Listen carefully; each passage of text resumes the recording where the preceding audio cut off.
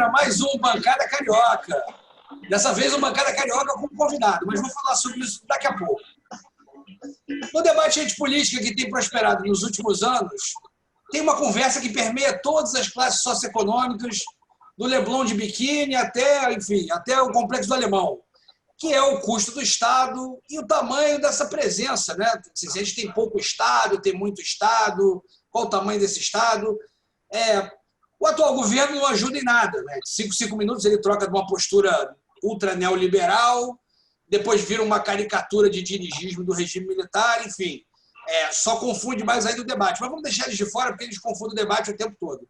De fato, de frente para alguns índices internacionais, de princípio a gente tende a achar que tem pouco Estado.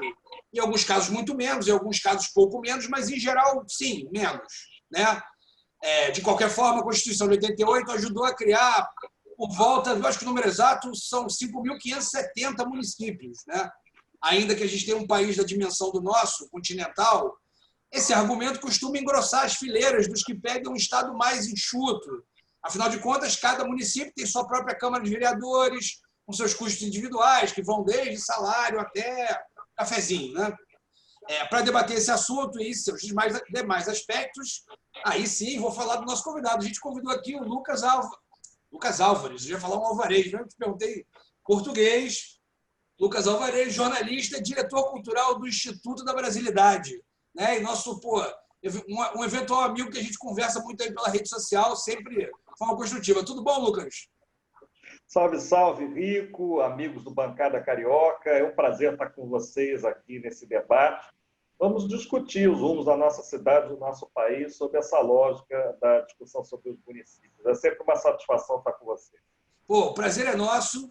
E, bom, o Lucas está aqui para, junto com o time titular do Bancada Carioca, a gente debater esse assunto e muitos outros. Fernando Mendonça, Ricardo Leite Lopes e Rafael Sorrentino. Fala, galera! Inclusive, um rascunho de proposta administrativa que o Rafael está ameaçando jogar para o debate público. Segura aí, bicho. Né? Saudações, Rico, Ricardo, Fernando, Lucas, nosso convidado, nossos ouvintes, telespectadores. Pois eu estou rascunhando ainda, estou rascunhando a minha proposta. Até não vai ameaçar a gente ainda não, calma. A gente vai chegar nesse momento, vai jogar essa proposta para jogo. Eu vou aproveitar que o Bancada Carioca Records contratou o Lucas, vou me aproveitar e vou jogar algumas ideias para ver se ele aprova, se não aprova, porque aí eu vou trabalhando. Não, demorou. Eu acho que assim, quem caiu? Ricardo caiu. Daqui a pouco ele volta. Não tem problema. Bom, eu vou abrir com uma pergunta que a gente já tinha meio que debatido aqui no nosso esquenta. Opa, voltou. Que Lucas, vou fazer a pergunta para você. Você fala, enfim, da abertura no assunto e a gente vai trocando a ideia aqui. A pergunta inicial 5.570 municípios. São muitos municípios. Esse custo vale a pena? Esse custo para o Estado vale a pena? Essa pulverização de municípios dentro da federação é positivo, é negativo? Custa muito, custa pouco? Vale a pena? Basicamente, assim, o que você tem a dizer sobre isso? Olha, Rico e amigos, a primeira observação que a gente tem que fazer é que a distribuição desses quase 6.000 municípios é bastante desigual. Se nós formos colocar na ponta do lápis, vamos observar que quase 30% desses municípios se localizam em somente 2 estados da federação. São Minas Gerais. Minas Gerais concentra 853 cidades, e São Paulo, 645 cidades. Então, daí, mais ou menos, quase 30% dos municípios existentes no Brasil.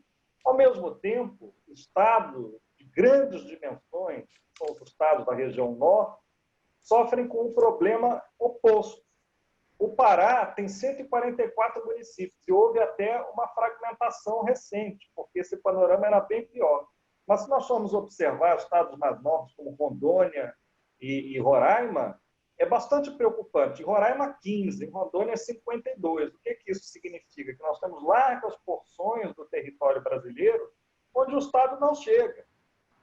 Porque nós temos uma sede, um distrito sede, como, por exemplo, o caso emblemático de Altamira, no Pará, que é o maior município territorialmente do Brasil, onde em Altamira há uma sede, um distrito sede, com a prefeitura, onde os serviços públicos chegam, e no restante do município os serviços públicos não chegam e vigora a lei do mais forte, né? Com os conflitos sendo resolvidos à bala entre grileiros, madeireiros, garimpeiros, proprietários rurais, etc., etc., etc., pequenos produtores.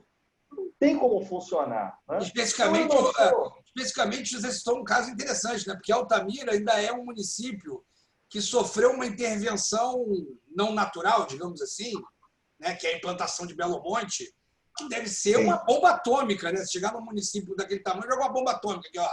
Se vira aí, galera. Mas vai adiante, desculpa. Uma transformação brutal. Uma transformação brutal, uma tremenda de uma quebra de paradigmas, né? Mas a gente tem que enxergar o seguinte: a fragmentação de Minas Gerais é um processo decorrente da própria colonização do Brasil, né? E São Paulo também. Então, nós não estamos tratando aqui do pacto federativo estabelecido pelo Brasil enquanto Estado soberano, e sim de uma espécie de herança, no meu entendimento, não muito benéfica, do nosso próprio processo de colonização. Então, nesses estados em específico, por conta deles terem sofrido com a ação das bandeiras e do ciclo do ouro, né? Então eles foram desbravados muito antes das outras unidades da federação, houve uma distribuição um pouquinho mais fragmentada de seis-marias, né? Então nós temos a presença do colonizador de maneira mais espraiada, e conforme essas seis-marias iam sendo divididas, consequentemente iam surgindo os municípios. Para você ter uma ideia, eu moro numa ilha, que é a ilha de Paquetá, que não é do Rio e está ouvindo a gente, enfim, não conhece a cidade. A ilha de Paquetá fica no meio da Baía de Guanabara, e é uma ilha que, quando se iniciou o processo de colonização no Rio de Janeiro, tinha 2 proprietários, era metade em formato de 8, cada metade do 8 pertencia a um fidalgo diferente. Então, isso provocou um extremo desequilíbrio na ocupação do solo no Brasil. Nós costumamos denunciar, o campo progressista historicamente denuncia a formação do latifúndio no nosso país como uma das raízes do nosso atraso, mas nós precisamos observar que em determinados estados a ocupação do solo não se deu dessa maneira. O Rio Grande do Sul, com esse modelo de estância, né, que são produções menores e voltadas para a pecuária, tem quase 500 municípios, né? Então, houve uma certa fragmentação que nos estados do Norte e do Nordeste e do Centro-Oeste nós não podemos observar. O Mato Grosso do Sul, por exemplo, que é um estado criado também mais recentemente, tem só 79 municípios. São porções enormes de território nas mãos de um governo muitas vezes insuficiente. Então, Rico, não tem uma resposta muito clara para esse problema que você colocou. Em alguns estados, há excesso de municípios, há municípios muito pequenos territorialmente. Por exemplo, o menor município do Brasil, territorialmente, tem apenas 4 quilômetros quadrados, né? Uma coisa absolutamente irrisória. Santa Teresa deve ser maior. Mínimo, tem 3.500 quilômetros quadrados. Né? 3,5 quilômetros quadrados. É uma quantidade, um tamanho irrisório. E, ao mesmo tempo, estados do país que necessitam de uma fragmentação maior para que o Estado possa se fazer presente. O caso de Altamira é emblemático, né? E é algo que está sendo vivido para valer agora, nesse momento trágico da vida nacional, quando há dificuldade de se encontrar leitos de UTI no Brasil profundo, e as pessoas são simplesmente levadas para os grandes centros e muitas vezes não resistem ao deslocamento, né? Porque quantos leitos de UTI existem no SUS em Altamira? Pouquíssimos. E um território enorme a ser coberto, populações indígenas grandes, reservas expressivas, que precisam ser cobertas pelo sistema de saúde, e o município não tem condição de bancar, né? Agora, qual é a saída para esse problema? Recentemente, houve 2 propostas. As 2 propostas, algo de muita polêmica. O ministro da Economia, o senhor Paulo Guedes, propôs um tempo atrás extinguir municípios de pequeno porte, promovendo fusões, né? Isso foi lançado como uma espécie de balão de ensaio, não pegou nada bem, porque, como todo mundo sabe, os partidos do Centrão vivem da arrecadação dos pequenos e médios municípios, especialmente municípios do interior de São Paulo, Goiás e Minas Gerais, estados mais ricos e ligados ao agronegócio. Outra proposta que foi feita, aí no nível intermediário, sem mexer no primeiro momento com a estrutura dos municípios, é a proposta de criação de novos estados da federação. Houve um plebiscito no Pará, alguns anos atrás, foi em 2011, onde a população do Pará se colocou de maneira contrária à criação dos estados de Tapajós e Carajás, né? A divisão do Pará em 3. Existiria ali um Pará remanescente também, que se ocuparia de Belém e da região metropolitana de Belém. Resultado, primeiro, isso não passa porque a população que irá ser prejudicada também vota, né? Aí falaram, mas só quem mora no novo estado deveria votar, mas o morador de Belém também viveria no novo estado, né? No estado do Pará redimensionado. Votou contra. E praticamente de lá para cá foram sepultadas ideias nesse sentido, né? Tem ainda algumas propostas de divisão de estados, mas sem o fôlego de chegar até as urnas, como aconteceu em 2011. Eu creio que o caminho talvez seja não mexer muito em quem já se separou, em quem já se fragmentou, em quem já se emancipou. Talvez o caminho, no meu entendimento, seja criar novos municípios em estados que carecem de uma divisão territorial mais racional. Eu estou dizendo isso, parece que eu sou o maior federalista, o maior municipalista. Eu não sou. Eu vejo um papel exacerbado dos municípios a partir de 88. Um papel que, na maior parte das vezes, eles não têm arrecadação para cumprir. Então, a União se retira de uma série de funções que são precípuas ao projeto nacional, como, por exemplo, a mão forte da União sobre a educação pública, a mão forte da União sobre o serviço público de saúde, como existia antes de 88. Né? No caso da educação, um modelo um pouco mais unidirecional, um pouco mais centralizado, defendido pelo Gustavo Capanema e implementado na medida do possível durante a era Vargas. E na saúde, com a criação do SESP, que é o Serviço Especial de Saúde Pública, pelo Getúlio, que tinha esse caráter de unificar o Brasil a partir de uma política unitária, é claro que respeitando as especificidades regionais, mas tendo uma centralidade federal, né? E 88 colocou o Brasil na contramão dessas duas propostas generosas, né? De Getúlio Vargas e Gustavo Capanema. Então, os municípios passaram a ser dotados de atribuições de um entendimento exacerbado. Nós vemos hoje, por exemplo, o candidato a prefeito do Rio de Janeiro defender o armamento da Guarda Municipal, né? Sendo que o papel das guardas municipais é constitucional, inclusive, e é de preservação patrimonial, não é de combate ao crime, né? Não é de combate ao crime organizado ou de exercício de policiamento ostensivo. Então, eu observo que existem esses dois movimentos, né? Parece que o processo todo foi muito abrupto, que é a redemocratização do Brasil. Embora o processo de abertura tenha sido longo, o processo de redemocratização em si tenha sido abrupto, né? Na medida em que nós saímos de estruturas que permitiam Sarney, por exemplo, censurar peças teatrais, como fez antes da promulgação da Constituição Federal de 88, de censurar programas de TV. Quem é que não lembra, por exemplo, do Chaves, passando no SBT, no governo Sarney, com aquele certificado da censura antes, né? Então, existiam ainda estruturas típicas da ditadura militar no período em que o Brasil estava sendo redemocratizado. E esse processo de abertura, embora tenha sido lento, culminou numa redemocratização efetiva que foi abrupta, onde instituições pré-88, instituições criadas em 88, coexistem até hoje, né? Então, a Constituição de 88 ela vai estabelecer que o papel do serviço de transporte de massa pertence aos estados, né? Ao mesmo tempo, nós temos vários estados no Brasil onde o transporte de massa é exercido pelo governo federal, por intermédio da CBTU, que foi criada antes de 88. No caso de Minas Gerais, é o caso de outros estados também. Porque se criou ali uma transição que nunca termina, que nunca acaba.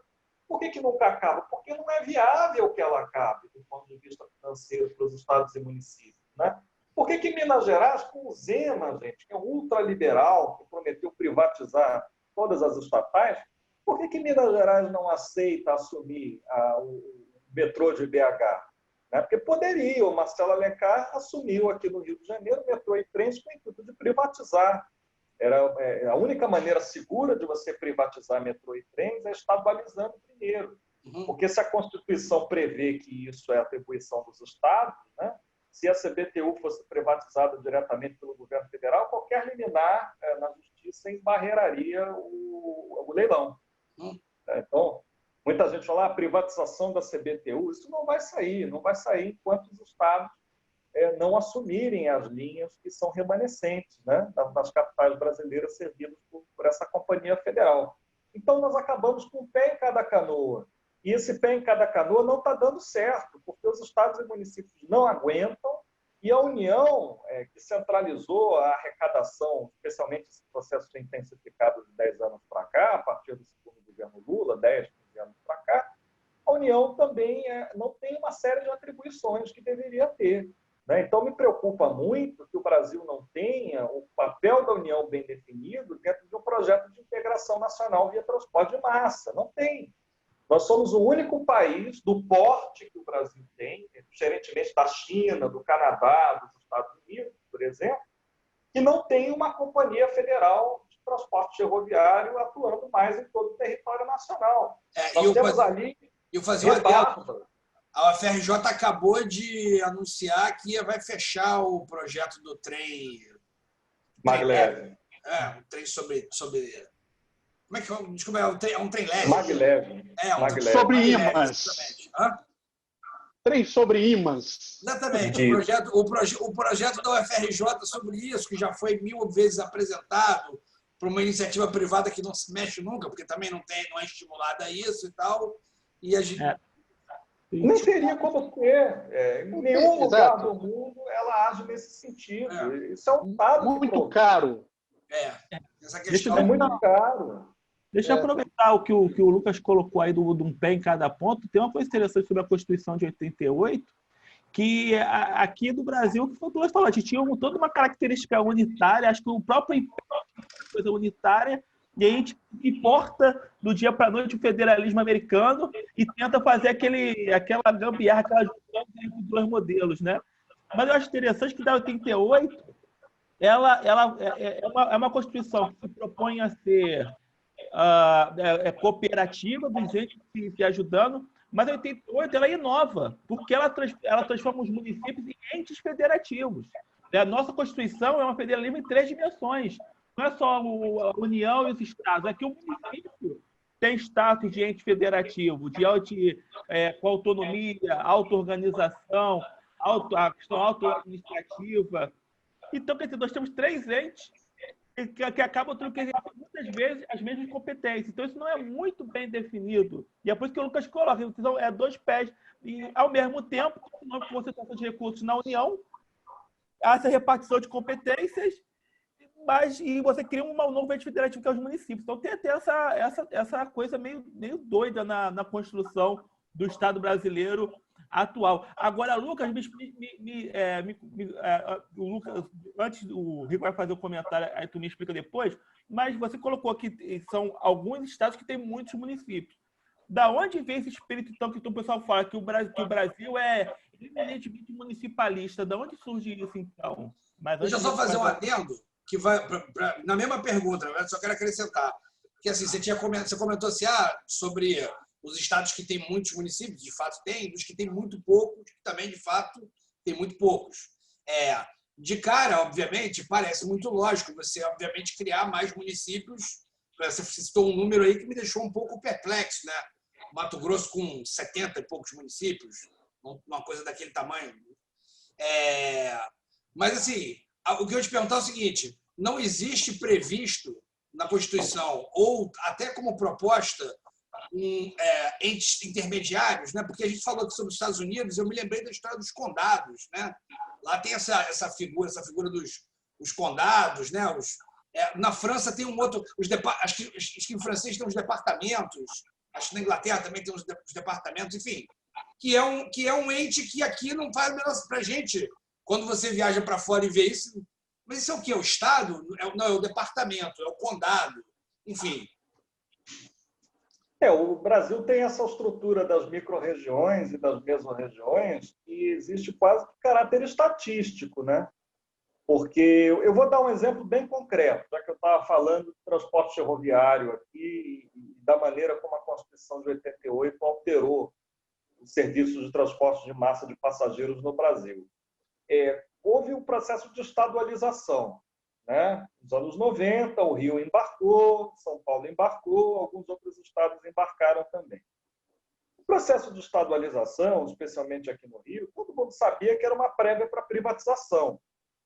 Tem uma correspondência muito interessante entre o ex-deputado Brandão Monteiro, que era o secretário de Transporte do segundo governo Brizola, e o Teodoro Buarque de Holanda, meu amigo, que era o presidente do IPLAN Rio, onde eles discutem ali como engabelar o governo federal no sentido de que o Estado não assumisse o passivo, porque era passivo puro da CBTU no Rio. Né?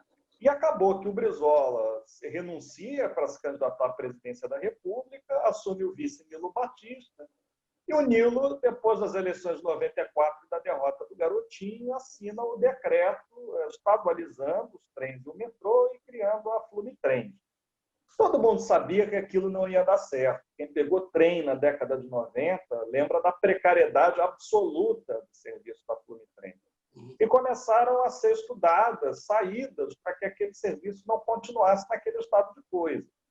Então, o deputado federal Carlos Santana, que era eleito e reeleito pelo Sindicato dos Ferroviários, né? Na época o Sindicato dos Ferroviários era muito forte, tinha muito voto, ele era deputado pelo PT, durante uma época tentou costurar um consórcio de municípios servidos pelas ferrovias para assumirem aqueles serviços, teoricamente porque teriam um caixa mais robusto do que o caixa do governo estadual, que já estava em frangalhos naquela época.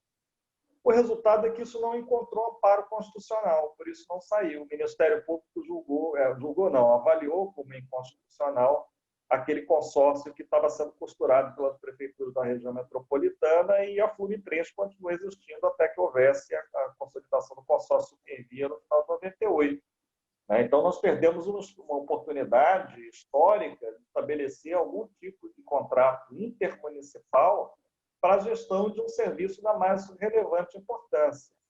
Outro caso... Hoje nós temos a questão dos consórcios públicos, essa lei só veio em 2005. Eu ia perguntar sobre isso. Eu ia perguntar sobre isso porque agora nesse papo da água aí hoje tem a possibilidade. Tem a previsão dos consórcios. Na época não podia, mas hoje já tem. Essa entidade interfederativa com vários entes, municípios, Estado, União, cria-se uma pessoa jurídica para fazer a gestão daquele serviço público. Hoje existe a possibilidade. Na época é que não existia e perderam uma oportunidade de inovar, porque você consorciando e ter municípios e Estado atuando em conjunto, em vez de você ter várias pessoas tentando fazer a mesma coisa, você estabelece uma coordenação central para fazer a política pública. O que levou a essa mudança foi a questão do saneamento básico. Porque realmente, se você parar para pensar, é uma maluquice inacreditável você colocar nas mãos de municípios o saneamento básico. Você precisa ter, até porque rios não respeitam limites geográficos humanos. Tá? Então, você tem toda a bacia da Baía de Guanabara, que passa por toda a região metropolitana. E aí, nos últimos anos... Municipalização do mosquito. Tem isso também. O que me incomoda, e o que vai bem na mesma toada do que o Lucas está falando, é que o transporte público, por exemplo, que é o tema que ele estava comentando agora, a gente não vê nem essa discussão. A gente teve um avanço em relação ao saneamento básico na legislação para até ampliação e facilitação da criação dos consórcios públicos, mas em relação ao transporte, que para mim é algo eminentemente nacional. Quanto maior a abrangência do ente que toma conta, melhor, porque aí senão a gente chega nessa maluquice de você não ter um sistema ferroviário, um sistema hidroviário de verdade no país por causa disso, porque ninguém acaba investindo. Acaba sempre... Deixa eu fazer uma pergunta. Não, é uma pergunta mesmo para o Lucas, quer dizer, dentro disso que o Rafinha está falando, que é aí de transporte e tudo mais, mas assim, que eu voltando a essa questão dos municípios, né? Existe esse município, vamos lá, no interior do Pará, em que ele é completamente isolado, e existem os municípios das grandes áreas conurbadas, né? Que eu acho que chama esse é o nome. E aí não existe possibilidade de se ter uma administração de uma região metropolitana independente, por exemplo, né? Isso não é possível, né? Você fazer uma Câmara da região metropolitana, um administrador da região metropolitana, porque é isso, né? No Rio de Janeiro, nós temos esse problema, São Paulo, Belo Horizonte, que é isso que o Rafinha está falando. O Rio começa num município, termina no outro. Aqui o nosso metrô termina na Pavuna, precisamente na Pavuna, que é onde, né, ele não passa. Você andou, desceu do metrô, atravessou a rua, você está no município de São João de Meriti, mas ele termina na Pavuna. E eu acho que uma das dificuldades deve ser essa construção intermunicipal do metrô, né? O trem já estava aí, então não vai tirar. Agora, é isso, né? As questões de ônibus, teve aí bilhete único, teve não sei o quê, mas existe a possibilidade de se criar uma administração metropolitana ou é impossível? Hoje nós temos uma experiência positiva, que são os fóruns de prefeitos, né, de uma determinada região. Isso acontece com sucesso no Grande ABC, em São Paulo, e duas regiões aqui no nosso estado, onde esse modelo também poderia funcionar de maneira exitosa, porque precisam de cooperação justamente pelo fato das fronteiras serem assim, não calcadas muitas vezes como é que eu vou dizer, em nada que seja natural, né? São fronteiras estabelecidas arbitrariamente por projeto de lei, não pela natureza, como, por exemplo, o que divide Mesquita de Nova Iguaçu? Né? O que divide Nilópolis de Nova Iguaçu?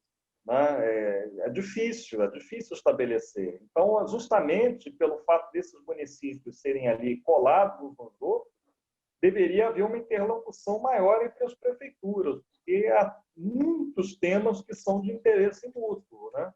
Então, eu vejo essa formação dos consórcios, que se tornou possível a partir de 2005, de maneira positiva. Tem sido usada agora, a gente não sabe ainda se da melhor maneira, para efeito de compras de respiradores, de testes diagnósticos, de medicamentos voltados para o combate da Covid-19. Né?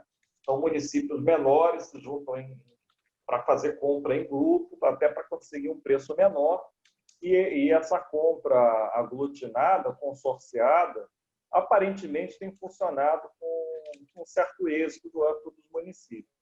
Então, eu vejo que é importante ter o diálogo, os fóruns de prefeitos, etc. Isso é importante que seja fundamentado. Se o Brasil pode, eventualmente, evoluir para uma estrutura que realmente oficialize, que crie um legislativo próprio, um executivo próprio para as micro-regiões, é uma outra discussão, né? É uma discussão que envolve, inclusive, o debate sobre que tipo de país nós queremos e que tipo de Estado nós queremos ter. Né? Eu caminho muito para o lado do Estado mais unitário, como o Fernando colocou. Isso, inclusive, não é exemplo de atraso. Nós temos na Escandinávia, por exemplo, Estados unitários, absolutamente centralizadores, promotores do bem-estar social de maneira quase que indistinta entre as diferentes regiões desse país. São países menores do que o Brasil. Realmente, são muito menores do que o Brasil. Mas o Brasil já viveu a experiência de ser um Estado unitário em diferentes momentos da nossa história e existia, de fato, atuação em prol da integração nacional, via ação das Forças Armadas, etc. Nós encontramos as nossas próprias soluções para conseguir ser um Estado que fosse, ao mesmo tempo, unitário e atuante, não fosse unitário só no papel. Isso foi desfeito a partir de 88 e os resultados estão hoje diante dos nossos olhos. Né? Então, voltando para o tema do transporte, isso é uma verdadeira jabuticaba, porque nós temos uma concessão estadual aqui no Rio de Janeiro do serviço de barcas, que envolve tanto linhas intermunicipais, como é o caso da linha de Niterói, da linha do Charito, né? São linhas que ligam 2 municípios, Rio e Niterói, mas temos também linhas que ligam 2 pontos do mesmo município, né? Então, uma linha que liga Angra dos Reis a Ilha Grande, a Praça 15 a Paquetá, a Praça 15 ao Cocotá, na Ilha do Governador, não faz sentido nenhum que ela seja exercida pelo governo do Estado. Idealmente, poderia haver a municipalização dessas linhas.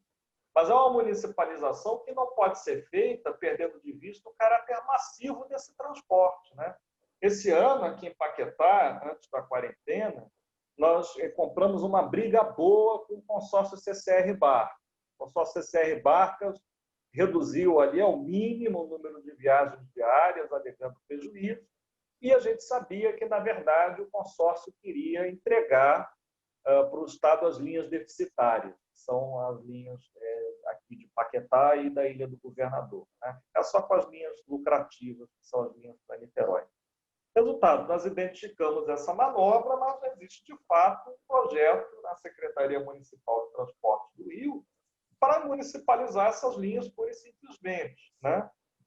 Sem pensar numa estratégia de integração intermodal, sem refletir a respeito de que essas linhas são transporte de massa e não são transporte turístico. Não adianta nada você municipalizar, como foi feito com várias linhas de trem Brasil afora.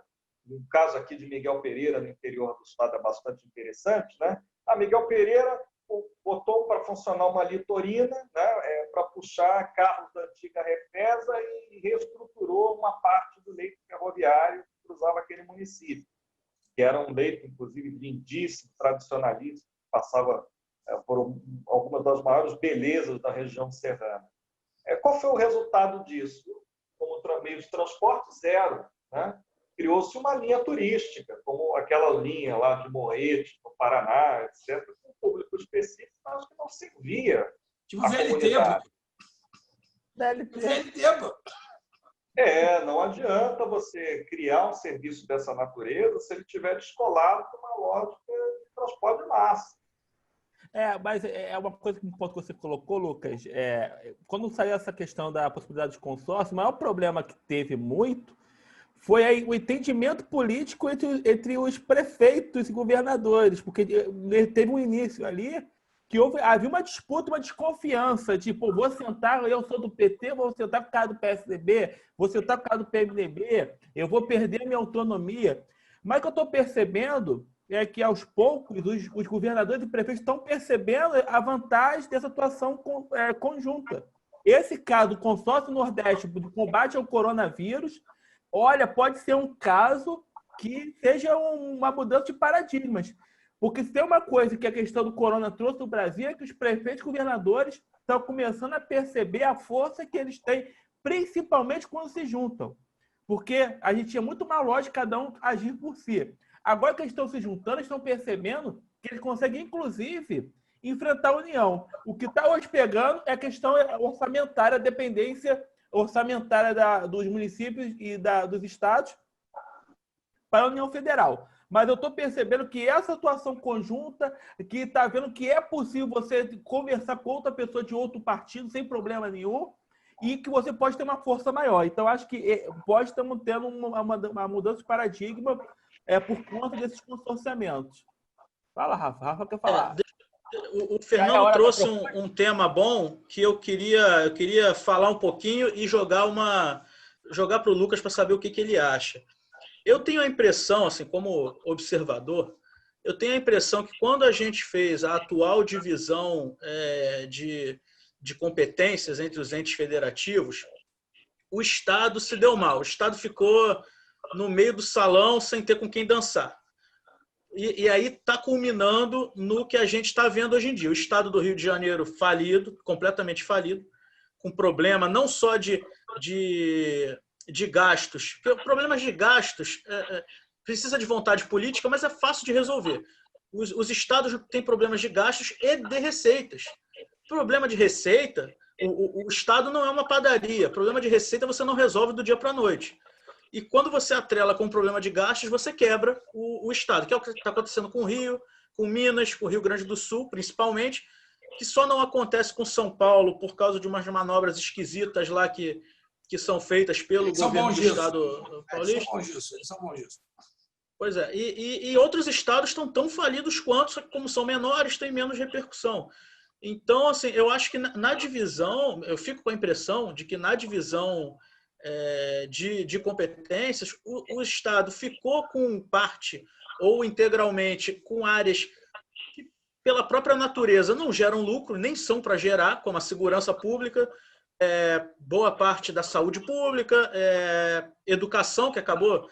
A educação e a saúde pública viraram Frankenstein, são divididas entre os 3 entes, ninguém sabe direito o que é de quem. Quem é que sabe diferenciar, só batendo o olho no hospital, se o hospital aqui no Rio, por exemplo, é municipal, estadual ou federal? Até porque eles você mudam só sabe também, se né? você for...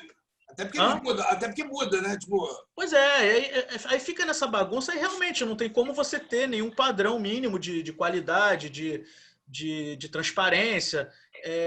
E aí eu acho que o Estado acabou ficando com serviços que são caríssimos e que não trazem retorno, porque não são para trazer. A segurança pública, por exemplo, nunca vai trazer retorno financeiro. E perderam, com a criação dos municípios, perderam receita, porque boa parte dessas receitas que hoje são dos municípios eram dos estados. Algumas foram para a União, outras foram para os municípios. E algumas eram da União e outras eram, mas a maioria era dos estados. E os estados ficaram nessa situação. E aí estão nessa situação de penúria. E eu acho que assim, qualquer discussão de divisão, de reforma do Pacto Federativo, vai ter que necessariamente ter como foco principal viabilizar os estados, porque eu tenho a impressão que os estados hoje, no geral, no Brasil, estão financeiramente inviabilizados. Mas eu queria saber se eu estou falando alguma bobagem, ou o que o Lucas acha sobre esse assunto. Eu queria acrescentar só uma pergunta no que o Rafael fez, que é assim, o Estado, a federação, o topo da federação, quer que os estados se recuperem? Assim, está disposto a abrir mão de certas posições para que os estados tenham sejam melhor geridos, ou enfim. Porque, de vez em quando, tem a impressão de que eles não estão muito afim, entendeu? Vou responder as 2 perguntas e vou começar lembrando de um sociólogo bastante marginalizado pelo nosso campo, tido como pós-moderno, mas que, na verdade, fazia as mesmas críticas que nós estamos fazendo aqui, chamado Zygmunt Bauman. Né? O Bauman dizia o seguinte, a respeito do discurso liberal, de que o Estado, não o ente federativo, o Estado intervém nos dias de hoje mais do que nunca. Ele intervém para desmobilizar a si próprio, ele intervém para inserir aquela determinada economia no contexto da divisão internacional do trabalho. E intervém brutalmente, autoritariamente nesse sentido. Então, eu vejo que o Estado brasileiro tem centralizado a arrecadação, não as atribuições, mas a arrecadação em si, na União, com o intuito de dificultar projetos de desenvolvimento de natureza regional. Porque essa queda da arrecadação, foi referida agora há pouco, ela coincide, é claro que tem muito a ver com a estruturação do Pacto Federativo pós-88, mas ela coincide também com o violento processo de desindustrialização do Brasil, que não foi um processo natural. É claro que desindustrialização pode ser observada num contexto mundial, né? Nós podemos trazer gráficos maravilhosos mostrando que quase todos os países se desindustrializaram, com exceção da China e de mais alguns, mas no Brasil essa queda é muito mais acentuada, é muito mais abrupta do que nos outros países. Tá? O drama europeu, norte-americano de hoje é o drama brasileiro de 30 anos atrás, quando o Collor faz a suposta abertura de mercados e quebra a indústria nacional. Tá? E a quebra da indústria ela tem um impacto direto sobre a queda de arrecadação dos governos estaduais, não tem a menor dúvida disso. Aqueles que perderam mais rápido, e no Rio de Janeiro, talvez esse processo de desindustrialização seja o mais acentuado de todos. Haja visto a Avenida Brasil, gente, experimenta passar pela Avenida Brasil e ver a quantidade absurda de fábricas transformadas em ruína. Experimenta pegar a linha do trem no ramal de Belfort Roxo, que corta os bairros mais pobres dessa cidade, que ver. Eu estava conversando com o Fernando Mendonça outro dia. Gente, estão se completando 10 anos da desativação da fábrica da General Electric no Jacarezinho. Olha o que era o Jacarezinho 10 anos atrás. Era uma favela, ok, agora 900 empregados naquela fábrica. E já foram 7 mil um dia nos anos 70. Né? Não tem como recuperar, não tem empreendedorismo, não tem bolo de pote que seja capaz de reverter uma situação como essa. Então, a queda de arrecadação dos estados ela está diretamente relacionada à desindustrialização do Brasil também. Né? Existe, claro, um repasse tributário. Eu não entendo muito bem dessa estrutura, mas existe um repasse, né? Os municípios passam a ocupar algo da arrecadação que pertencia aos estados antes, mas isso coincide com um processo brutal de desindustrialização e de empobrecimento da mão de obra. Pessoas consumindo menos, consumindo mal, como consomem hoje em dia, comprando tudo a prazo, né? É evidente que isso vai ter um impacto fiscal muito grande. Vai impactar numa redução de arrecadação por parte dos estados. Né? Quando nós vemos São Paulo, que era São Paulo, eu passei parte da minha infância em São Paulo, meus avós viviam em Campinas. Você tropeçava em uma fábrica quando ia a qualquer bairro de Campinas. Era uma cidade altamente industrializada, com uma classe média pujante. Gente que, às vezes, não tinha qualquer formação universitária e que tinha um padrão de vida altíssimo pela formação técnica que tinha. Hoje em dia, isso desapareceu praticamente. Né? A industrialização está achatando a nossa classe média cada vez mais. E a gente trocou por um modelo extrativista de grande escala. Né? A gente, de repente, passou para mineração, minério de ferro, soja, é tudo tirar, né? São coisas que precisam de pouco, são muito automatizadas, e é o que você falou, tira a indústria de produção, de produto final, acaba, não tem mais. O que você tem é mineração. Petróleo, teve o boom do petróleo, aço, e a gente se acomodou nisso, desindustrializou e foi. Isso é um caminho perigosíssimo. Né? Mesmo assim, Ricardo e amigos, se nós observarmos o gráfico da suposta redução do desemprego no nosso país, né, uma certa geração de vagas que houve aí anunciada semana passada, que é moleza, depois do tombo que houve, é moleza ter essa geração de vagas. Mas se você for observar por setor, é indústria de transformação e construção civil puxando. A agropecuária vem ali na rabeira, não gera quase empregos hoje no Brasil.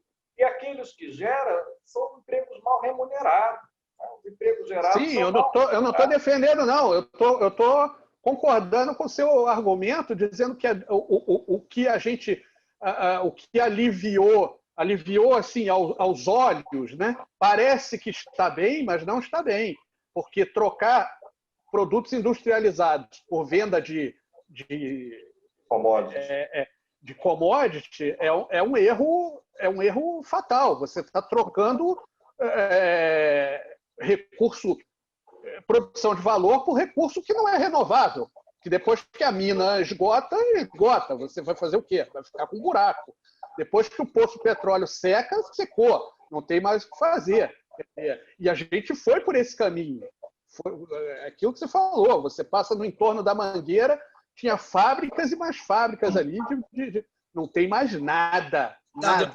Depois foi o caô dos serviços, né? O setor de serviços.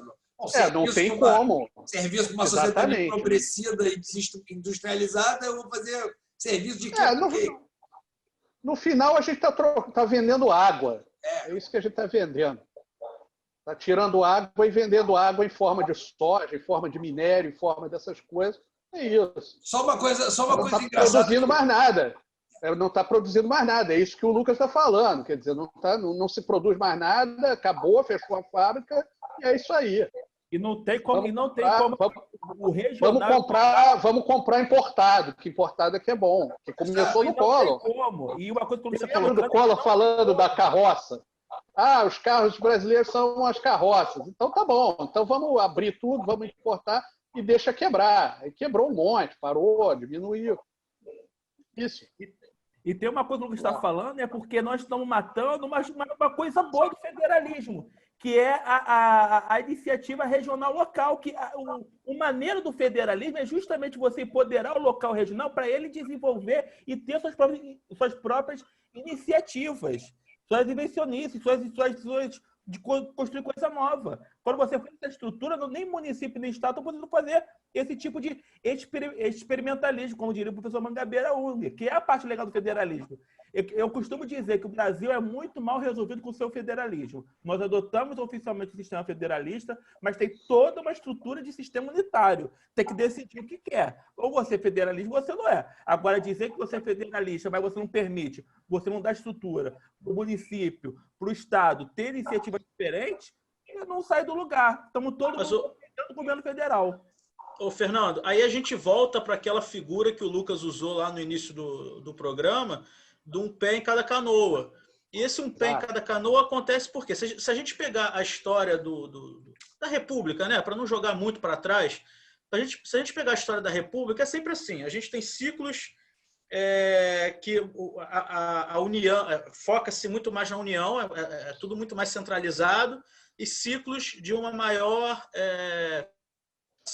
o problema é que essa federalização acaba indo para o poder acaba indo, não vai para o povo nunca, não vai para o fortalecimento das cidades e dos estados, acaba indo para as oligarquias locais e regionais. Então a gente sempre foi assim. Quando a República começou, tinha lá, né, os militares lá, o Deodoro, depois o Floriano e tal. Você tinha um Estado super unitário, centralizado, como normalmente qualquer república nova, assim, você acaba tendo que ter um núcleo duro. E aí, com a República Velha, foi o auge do federalismo no Brasil. Para quem acha que você federalizar mais ainda o país, que tem muita gente que vem com esse discurso, né? O Brasil é muito focado em Brasília, e você tinha que fazer igual os Estados Unidos, deixa os estados fazerem o que eles quiserem, etc, etc. A gente já teve isso aqui. Na República Velha, o Brasil não era tão diferente do que é o federalismo americano. A gente tinha senadores estaduais, a gente tinha... os estados eram completamente... completamente não, mas muito, muito, muito independentes em relação ao Rio de Janeiro, que era a capital. E aí culminou com a revolução /golpe, né, para ninguém mandar e-mail nos enchendo o saco de um lado ou de outro, né? Uns acham que defendem que é revolução, outros acham que é golpe, como sempre, né, como em todos os movimentos. É um revolu-golpe. Paradigmas. Aí teve a revolução /golpe de 30, que aí a gente entrou o Vargas no poder, ficou muito tempo. E aí foi uma volta à centralização na figura da presidência, o que trouxe vantagens enormes ao Brasil em relação à industrialização, principalmente. Criou boa parte do arcabouço do Estado brasileiro atual, foi criado nessa época, e a gente acabou a gente podia ter evoluído, né, em vários aspectos, mas acabou não evoluindo também, o que não quer dizer que eram ruins na época eram muito bons, só que isso aí já tem 80 anos, entendeu? O Brasil acabou não se reinventando nesse meio período, e aí a gente veio com o regime militar, que também foi centralizador, mas centralizador muito mais focado na parte política, nas grandes obras e tal. Não teve tanto assim o desenvolvimento regional. E aí depois, com a volta da democracia, a gente teve novamente uma separação meio híbrida. Só que aí a gente acaba que, assim, esses períodos não são estanques. E então a gente acaba tendo sempre essa impressão de que o Brasil está sempre em construção, porque a gente muda o foco, mas muita coisa continua já existia e continua existindo. E aí a gente fica nesse modelo híbrido com um pé em cada canoa. Eu vou te interromper, Rafinha, porque a gente já estamos nos aproximando um pouco do final. Eu queria te propor logo, para a gente também fechar com o Lucas, de você abrir a sua proposta de reforma administrativa ou enfim, o rascunho dela, Total. e a gente botar ela para jogo logo. Aí, pô, o Lucas já fala para tu parar de falar besteira, qualquer coisa, enfim, não sei o que ele vai achar, e a gente, pô, vai à frente. Ou não, ele fala, pô, Rafinha, genial. A minha proposta é a emancipação do Leblon. Com biquíni ou sem biquíni? Olha só, o Leblon tem que ser um país, não é um município, não é um estado, é um país isolado. É igual o San Marino, igual... De preferência murado, né? Pega aquele muro do Trump e bota lá. Isso, Principado do Leblon. Olha só, antes de passar para a sua proposta... Presepado do Leblon. Antes da sua reforma administrativa, eu só queria falar uma bobagem que eu me lembrei aqui, porque o Lucas falou sobre essa manobra da CCR de diminuir a quantidade de barca para Niterói, para Paquetá, que, para quem não sabe, quem não é do Rio, ou quem é do Rio não sabe, Paquetá é freguesia do centro do Rio, né? Mesmo sendo uma ilha no meio da Bahia, é parte do centro. É um bairro. Né?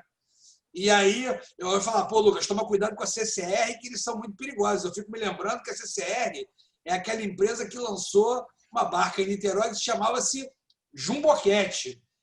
Isso, para mim, assim... Isso eu não sei se o Lucas sabe. Todo mundo aqui é advogado, você é jornalista, eu sou designer. Eu sempre falei, cara, eu dava quase tudo para estar nessa reunião que o cara falou, cara, o nome do barco vai ser Jumboquete. Aí eu falei, porra, boa ideia. Esse é o nome. Assim, que realmente... Rico, só rápido adendo. Eu e o Rafael te pegava, né? Niterói, a gente fez um funk pro Jumboquete. Jumboquete diário. Nossa galera fez até um funkzinho pro Jumboquete. Momento de UF direito. Vai. Olha, eu passei grande parte da minha infância em Paquetá. Eu tenho uma tia que mora lá. E me lembro, às vezes, com todo o meu carinho para os moradores de Paquetá, para o amigo aí, para o Lucas, mas às vezes me dá uma vontade de dizer assim, bem feito, porque eu me lembro de muita gente que reclamava demais da Conerj, que era uma porcaria, de fato, mas assim, essa gente que fica achando que tudo na vida é só privatizar, às vezes, eu de vez em quando entro lá no grupo da ilha e falo, tem que privatizar essa CCR aí só para provocar de raiva que eu tenho. Mas assim, mas também a minha tia estava lá batendo tambor lá na frente da casa do governador, estava lá brigando contra a CCR, que está errada mesmo, e foi calhorda, mas de vez em quando a gente tem que se divertir com isso, com essas incongruências, né? Não tem jeito, né? Então fazemos o quê? Rafinha faz sua proposta e o Lucas fecha. A minha proposta eu não vou poder detalhar tanto assim. Ficou com vergonha. É um balão de ensaio. Está com vergonha agora. Assim, em relação aos municípios, a nossa conversa aqui com o Lucas só reforçou a minha impressão de que não vai ter uma solução mágica para isso. A gente tem estados que têm município de mais e tem estados que têm município de menos. Não adianta você fazer o que o nosso amigo lá, Paulinho Guedes, queria fazer, de traçar uma régua no mapa, que tem menos de 10 mil habitantes. 12 mil. 12 mil habitantes, acabou. Não dá para fazer isso porque a gente tem realidades diferentes, tem distâncias diferentes. Cada estado tem suas distâncias internas, tanto distância de integração mesmo, quanto distância física. Então, eu tenho a impressão que a gente poderia criar uma figura híbrida que aí abarcaria, no caso das grandes cidades, como qualquer capital, Campinas, as grandes cidades do interior, você permanece tendo uma administração municipal, porque não tem como já são administrações que têm muita coisa para resolver. Por exemplo, a Prefeitura do Rio de Janeiro tem um monte de coisas para resolver. O Rio de Janeiro vai do vai da Ilha do Governador até Santa Cruz, e aí vai até aí passa pelo centro, tem uma quantidade tem uma população enorme e uma grande quantidade, um grande território para resolver. Então, em que sentido que a Prefeitura do Rio de Janeiro, por exemplo, ia ser melhor se você colocasse para administrar também toda a Baixada Fluminense, entendeu? Então, eu acho que aí já seria coisa demais você simplesmente aglutinar. Só que também a gente tem o problema de, em cidades muito pequenas, você acaba tendo que ter uma estrutura que é totalmente deficitária, a cidade não tem a menor condição de manter aquilo ali. Então, eu acho que a gente deveria ter parâmetros além dos parâmetros políticos, né? Deveria ter parâmetros mínimos, por exemplo, para você criar um município, você tem que ter pelo menos um hospital público geral, você tem que ter pelo menos X escolas por 1.000 habitantes. Coisas do dia a dia. Você pega as principais incumbências de um município e você fala, você tem essa quantidade mínima aqui por 1.000 habitantes e de arrecadação para se manter? Tem, não tem, não tem. Se não tem, você pega ali aquela região e aglutina. E, claro, também o interesse do município. Tem muito município que consegue fazer isso, mas por uma questão econômica ou local, da física mesmo do local, pode achar mais interessante, para ser um município mais parrudo, se unir com outros municípios ao redor. Aí você poderia deixar aberto isso daí para localmente cada população decidir, só que você tem que ter uns parâmetros mínimos, mas não políticos, parâmetros mínimos do dia a dia mesmo, de saúde, de educação, de infraestrutura e principalmente de arrecadação. É interessante que você força o investimento nessas áreas, né? Assim, você vai forçar antes de você criar o município, você tem que ter pelo menos isso. Porque senão a gente entra em problemas. Por exemplo, hoje na RJTV, por coincidência, estava lá o secretário de saúde de Caxias na porta de um hospital público grande de lá, que agora eu não lembro qual era o nome dele, do hospital, mas assim, o hospital com filas quilométricas pela rua, e ele dizendo, não, aqui não tem 10% de população de Caxias. O problema é que tem população daqui dos outros municípios da Baixada que não tem hospital e acabam superlotando aqui. Foi algo parecido com o que o Eduardo Paz, alguns anos atrás, falou algo parecido também, que o município do Rio tinha leitos, tinha vagas em hospitais suficientes para a população. O problema é que ele era inchado pelos municípios vizinhos que acabavam não fazendo nada. O que tem seu fundo de verdade. A gente cansa de ver, principalmente no centro do Rio de Janeiro, vans, ônibus de prefeituras do interior, prefeituras que às vezes não tem um hospital na cidade, e aí eles botam o político vai lá, bota esse ônibus, vem todo mundo no ônibus, traz aqui para o Rio, despeja o pessoal no primeiro hospital público que acha e depois leva de volta, o que é complicado. Deixa eu só fazer uma provocação no seu modelo. Coisa à toa. Que é, por exemplo, o maior município por área do Rio de Janeiro, se não me engano, é Campos dos Goytacazes. O maior município por área de Roraima é Alto Alegre, que tem 6 vezes o tamanho de Campos dos Goytacazes e tem uma população de 750 habitantes. Como é que a gente faz?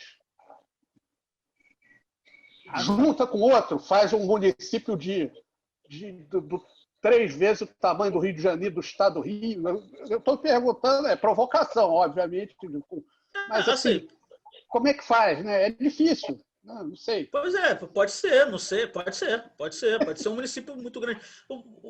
O que me incomoda assim, não terem parâmetros. Não ter parâmetros para fazer, né? Não entendo. Entendeu? Só um rápido dado, gente. Só um rápido dado, antes que senão nosso ouvinte não vão se ligar. A gente teve um período pós-88 que nós tínhamos 3.000 municípios e começou, pós-88, a surgir novos municípios, começou a separar, fazer vários plebiscitos. E aí o STF deu uma freada nisso. Hoje está freado esse processo. Mas eu entendo o que o Rafael está falando. É muito mais a questão dos critérios que levam a você ter aquele espaço com um município autônomo independente. Mas foi muita criação para cá, para baixo, né, Fernando? Eu só ia fazer umas fusõezinhas assim. Oi? Foi muita criação de município aqui para baixo, né? No norte, acho que não criaram tanto município assim, né? Essa que é a dificuldade, né? Quando a gente fala no Brasil como um todo, é que complica. Bom, vamos deixar o Lucas fazer uma avaliação sobre o rascunho de proposta administrativa do Rafa, pô.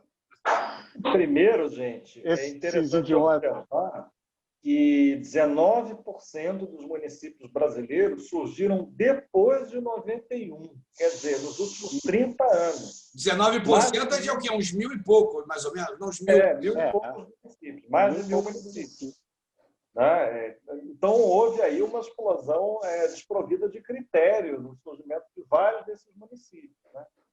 A impressão que eu tenho é que, com a fragmentação partidária que marcou o Brasil pós-88, foi inclusive a primeira vez que o Brasil vivenciou esse cenário, né, de multipartidarismo, não é pluripartidarismo, multipartidarismo, dezenas de legendas, e quase todas essas legendas com o mesmo programa, né?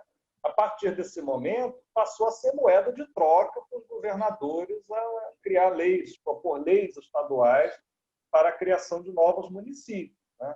Então, eu não consigo entender, por exemplo, por que Arraial do Cabo se separou de Cabo Frio. Eu não consigo entender, por exemplo, a criação de Mesquita.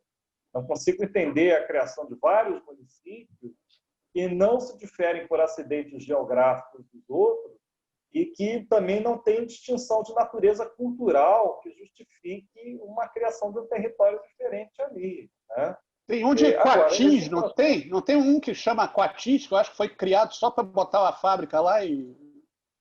Pois olha, não é que a gente queira voltar atrás, eu não sou favorável a essa proposta do Paulo Guedes, dos 12 mil habitantes e da substituição, da fusão, né, aglutinação de municípios pequenos. Eu acho que o que já foi feito tem que ser mantido. Mas eu vejo como solução para esse problema que você citou de Roraima, né, de um município imenso territorialmente com uma pequena população, a ocupação territorial. Né? A gente fala em sustentabilidade, a gente fala na má condição na vida das grandes cidades, mas a grande realidade é que o Brasil abandonou o processo de interiorização do território. Né? Dá para interiorizar a nossa população sem agredir a natureza, de uma maneira organizada, de uma maneira inteligente, sem ser extrativista, sem desmatar por desmatar. Então, há uma necessidade, sim, de ocupar os rincões do Brasil que não tem sido respeitada nos últimos anos. E são cidades ali minimamente estruturadas e que carecem de gente empreendendo, de gente trazendo ideias novas. Né?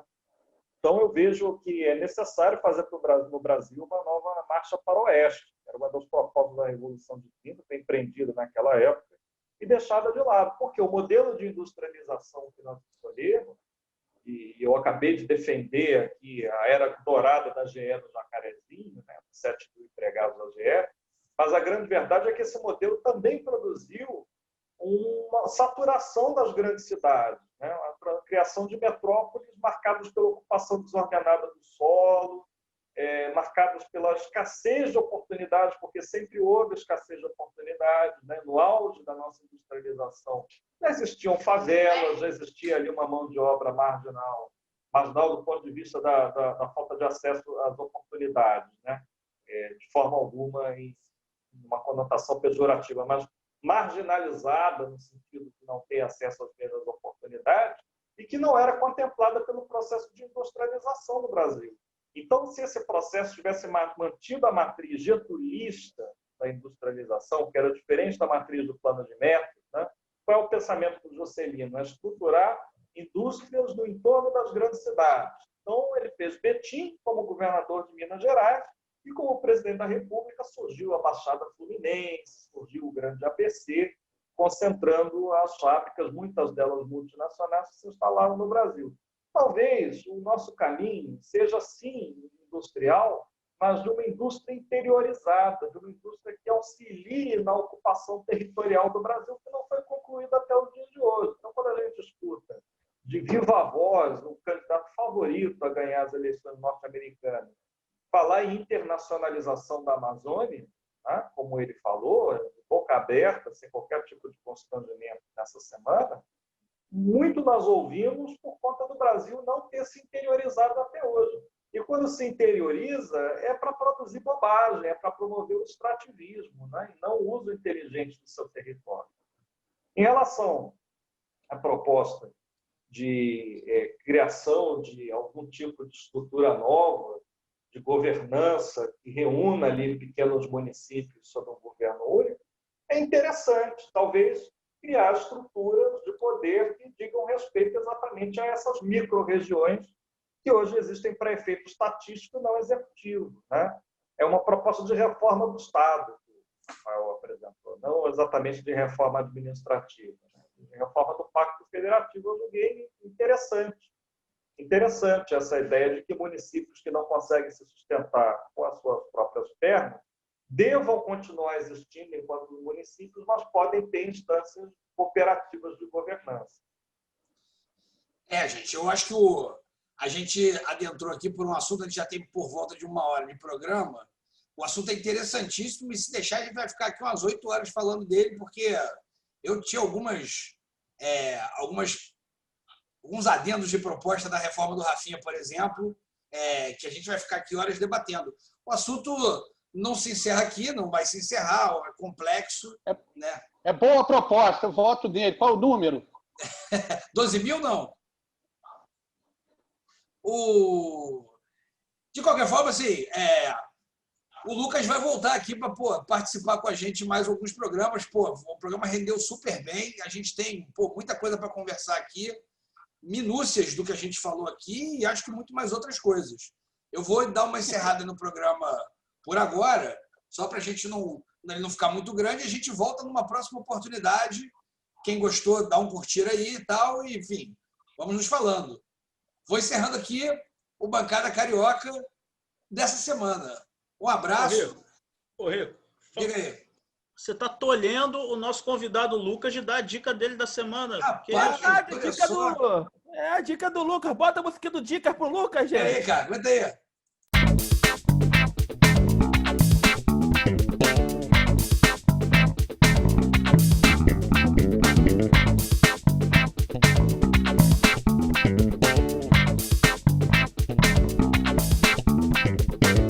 Sabe o que é isso? É o cara preocupado em não romper o tempo do programa.